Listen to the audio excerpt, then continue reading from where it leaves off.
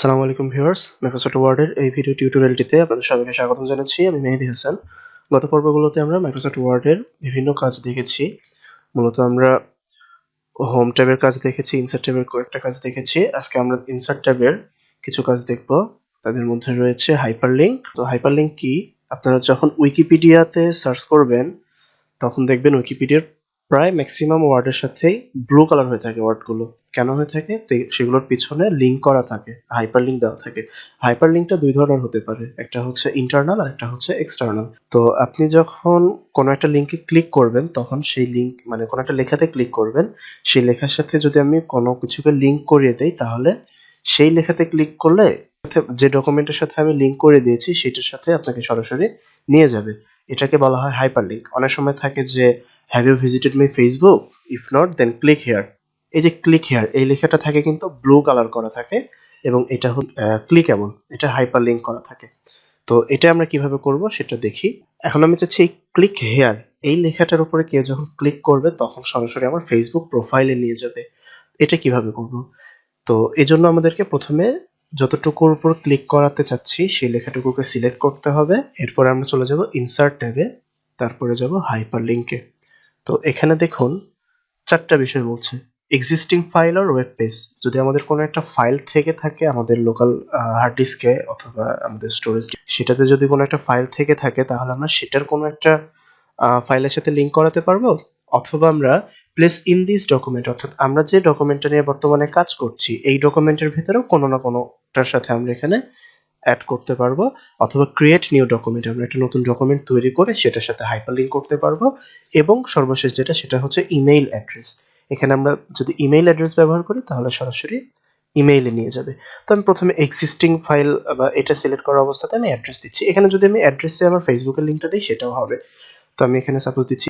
So এই হচ্ছে আমার লিঙ্ক। এখন যদি আমি এখানে ওকে প্রেস করি, দেখুন এই লেখাটার নিচে একটা আন্ডারলাইন চলে এসেছে এবং লেখাটা ব্লু কালার হয়ে গেছে। তো এখানে যদি আমরা সরাসরি ক্লিক করি তাহলে কিন্তু কাজ হবে না। এজন্য আমাদের কি করতে হবে? কন্ট্রোল ধরতে হবে কিবোর্ড থেকে। এরপরে যখন আমরা এখানে মাউস নিয়ে যাব, দেখুন এটা কার্সরটা পয়েন্টার হয়ে গেছে। নরমাল কার্সরটা কিন্তু এরকম রয়েছে স্টাইলটা, বাট যখন আমরা এখানে কন্ট্রোল ধরে এখানে নিয়ে যাচ্ছি দেখুন পয়েন্টার হয়ে গেছে। তো এখন যদি আমি এখানে ক্লিক করি তাহলে আমার সরাসরি ফেসবুকে নিয়ে যাবে। যেহেতু আমি ইন্টারনেটের সাথে কানেক্টেড নই বর্তমানে, সো এটা দেখাতে পারছি না। তো এভাবে আপনারা হচ্ছে বিভিন্ন লিঙ্ক দিতে পারেন। তো এটাকে এডিট করবেন কিভাবে? অনেক সময় প্রয়োজন পড়তে পারে এই লিঙ্ক হাইপারলিংক করার লেখাটাকে এডিট করার। তো এজন্য আপনারা লেখাটাকে সিলেক্ট করবেন, রাইট ক্লিক করবেন। দেখুন এখানে রয়েছে এডিট হাইপারলিংক। এডিট হাইপারলিংকে ক্লিক করলে এই যে এখানে আপনারা এই পপআপটা চলে আসবে। এটার সাথে আপনারা আবার এডিট করতে পারবেন। আচ্ছা, আমরা যদি এটাকে সিলেক্ট করা অবস্থায় রাইট ক্লিক করি, রিমুভ করতে পারবো, হাইপারলিংকটাকে রিমুভ করতে পারবো, আমরা কপি করতে পারবো। ওপেন করলে কিন্তু ওই যে কন্ট্রোল ধরে মাউস দিয়ে ক্লিক করার ফলে যেটা হতো, অর্থাৎ হাইপারলিংকটা ওপেন হতো, এখানে রাইট ক্লিক থেকে ওপেন যদি করি তাহলেও সেটা একই কাজ হবে। ওকে, সো আমি এটাকে রিমুভ করে দিচ্ছি। তো আমি এখন একটা কাজ করি, নতুন একটা ডকুমেন্ট তৈরি করে তারপর দেখাচ্ছি। সো আমি সরাসরি ডেস্কটপে চলে আসছি। আমি এখানে একটা নতুন ডকুমেন্ট তৈরি করছি। আপনারা জানেন ডকুমেন্ট কিভাবে তৈরি করতে হয়, ওয়ার্ড ডকুমেন্ট। রাইট ক্লিক করব, দেন নিউ থেকে মাইক্রোসফট ওয়ার্ড ডকুমেন্ট। তো আমি এটার নাম দিচ্ছি সাপোজ টেস্ট। তো এখন আমি আমাদের মেইন ডকুমেন্ট ওপেন করি।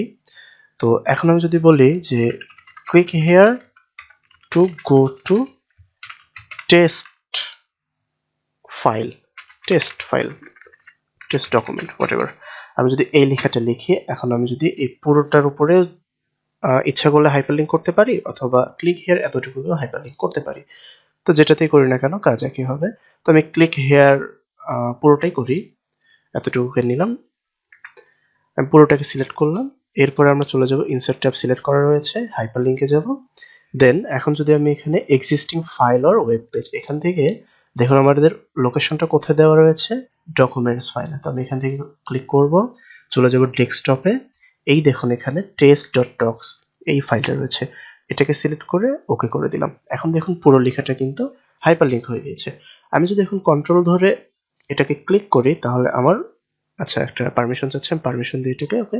দেখুন এই যে টাইটেল বারে দেখুন test.docs, যেটা এই ফাইলটা আমার ওপেন হয়ে গিয়েছে। ওকে, অর্থাৎ বর্তমানে আমার ফাইল রয়েছে দুটো। তাহলে এইভাবে এটাকে হাইপারলিংক করা যায়। আমরা এটাকে রিমুভ করতে পারবো কিভাবে? সিলেক্ট করব, রাইট ক্লিক, রিমুভ হাইপারলিংক। ওকে, আচ্ছা মেইলের সাথে কিভাবে হাইপারলিংক করতে হয় এটা একটু দেখাই। আমি জাস্ট লিখলাম click here to contact with me via email. So এখন আমি এটাকে সিলেক্ট করলাম, ইনসার্ট ট্যাবে যাব, হাইপারলিংকে যাব। এখন এই দেখুন এখানে ইমেল অ্যাড্রেস রয়েছে, আমি বাকি দুটো দেখাচ্ছি না, আমি ইমেল অ্যাড্রেস এটা দেখাচ্ছি।